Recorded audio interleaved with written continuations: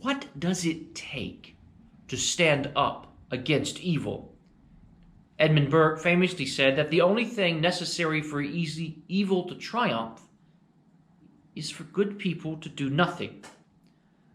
So if there's something we're supposed to do to prevent evil from winning, then for the love of God, just tell us.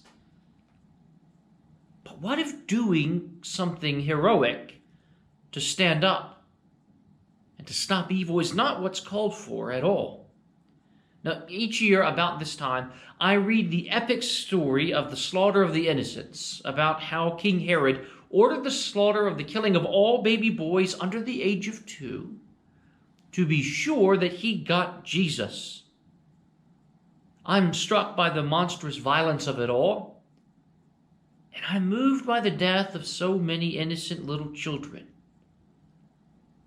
But I'm also always caught and torn up by the way we as a society treat people as throwaway commodities, and the death of so many innocent little children today in my country.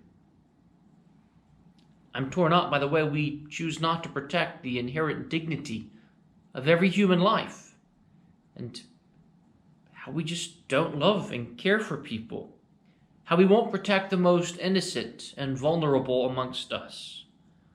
But after that moment of sorrow passes, I must admit that I just move on with life. I don't really do much of anything. I give myself a pass on the slaughter of the innocents, I suppose. After all, that happened 2,000 years ago, and you can't do anything about the past. But what about the present? The present, that's the most important time. You see, to be shackled by our past imprisons us in our regrets, and to only look into the future robs us of the joy of the present, for the promise of what might never be. But the present is where we live and move and have our being. It is where we act. It's where we can make a better today and, God willing, a better tomorrow. But then I think back to all the ways that we as a people, and I can't let myself or any of us off on that, it's we as a people to value in the inherent dignity and worth of every human life. Every life valuable inherently and full of dignity because we are created in God's image. We're created in Jesus' image. And we are valuable because of that, because God chooses us and loves us. And then I just get demoralized and demotivated. It's such a big problem. The problems of hunger and racism and poverty. Getting people to just cooperate and wear masks so we can get over this daggone virus. They just seem too big and too hard somehow. If I'm honest, sometimes even the ability to make a difference in my congregation seems like it's just too much, and it can make us all feel a bit hopeless. But this year, it was different for me. This year, I wasn't really struck by the violence of Herod and his acts, and I didn't get sucked into the compassion traps like I do every year and just throw up my hands in desperation and move on. No, what struck me this year was how afraid King Herod is. Herod, the representative of the biggest, baddest empire the world has ever seen, terrified by a little baby. I was shocked that King Herod, with all his might and power, was scared of this tiny little baby Jesus in a manger. So afraid that he was moved to commit genocide. And I think that's a pretty big line to cross, even if you do work for a despotic empire and have some wicked tendencies. I mean, babies aren't that scary, are they? I remember being about 16 when my little sister was born, and I got to watch her grow up, which was a real blessing and pretty neat. And I get to visit the infants' room down in our preschool from time to time here at St. Michael's. Babies just aren't that scary. I mean, they eat, they sleep, they get their diapers changed, and they cry. And then they wake up, and they eat, and they sleep, and they get their diapers changed, and they cry. And the cycle just kind of repeats itself. That's what babies do. babies just can't do very much yet. And yet King Herod, backed up by the biggest, baddest empire in the world, was so afraid of baby Jesus that he had to have a genocide. Why? Why was Herod afraid of Jesus? What did little baby Jesus do to make him scared?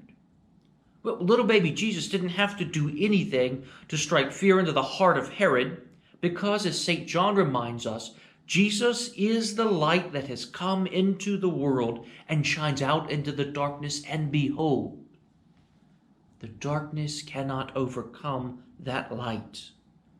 Jesus strikes fear into the heart of Herod and all those small-minded, wicked, hateful people that are the rightful heirs of Herod, because he is the light and the true king who will destroy them and everything that they stand for just by living and following the will of his Father. Jesus, the terror of bigots and tyrants, and all those who would seek their own will and oppose God's righteousness and justice. Because that righteousness and justice, just by Jesus being, will flow down like a mighty rushing river and wash them away. And at Christmas, when little baby Jesus comes, Herod and so many others through history have heard the mighty rushing waters of that river for the first time as it reverberates through history. Each of us, each follower of Jesus, is called to be the light in the darkness. We are to be like Jesus. Note, I didn't say Christian here, for there are so many who choose to call themselves Christian, but who refuse to follow the Christ and his example, and are in danger of hearing Jesus tell them on the great and glorious terrible last day, "Depart from me, for I do not know you." Don't be like them. Don't just call yourself a Christian, but follow the Christ. Because to defeat evil doesn't require you to do anything particularly heroic, but it does require you to do small things consistently. It was not Jesus' actions that harrowed Herod's heart, but his quiet, holy existence that refused to go away. Defeating evil in all its form is about quietly following Jesus and being holy. Defeating evil is about saying your prayers and refusing to go gently into that good night.